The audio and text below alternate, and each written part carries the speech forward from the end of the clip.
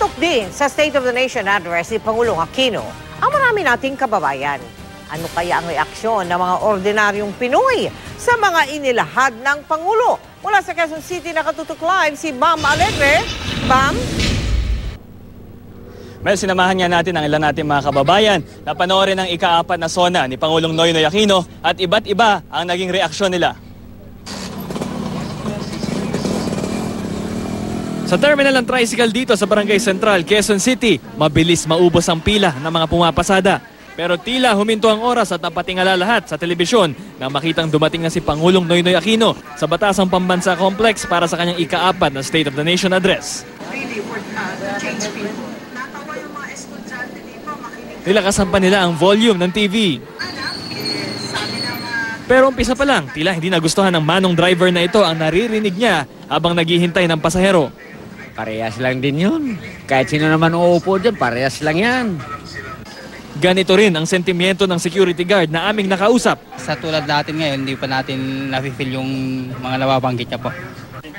Ang magkakaibigang ito, kung sila raw ang tatanungin, mas abot kaya raw ang mga bilihin sa administrasyong ito. Hindi katulad nung nakaraan talaga na ang presyo ng mga bilihin natin ay mas mataas. Pero sa ngayon, medyo nasa level tayo ng mga presyo. May paniwala kay Pinoy bababa ang mga bilihin na yan. Kaya nga lang hindi natin pwedeng aura-urada.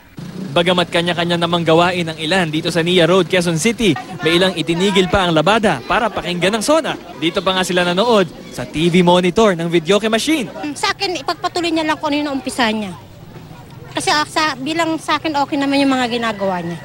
Komentong barbero naman. Marami pa rin yung naghihirap na Pilipino. At ng tindero ng isaw. Ang gusto ko lang, kung maaari, pagbigyan ng mga trabaho ng mga tao. SONA mo ito, sa bandang dulo, inalay ni Pangulong Aquino ang kanyang talumpati para sa mabubuting mga Pilipino. Kaya tanong natin sa mga nakinig mula simula hanggang wakas, SONA rin ba nila ito? Oo. Hindi po. Ako? Hindi. Bakit po? Puro pabor sa kanya. SONA ng lahat yata. Mel, bagamat iba't iba yung naging pananaw ng mga nakausap natin, isa yung pulso ngayong hapon. Marami pa rin interesado na pakinggan yung ulat ng ating Pangulo. Balik sa'yo, Mel. Maraming salamat sa iyo, Bam Alegre.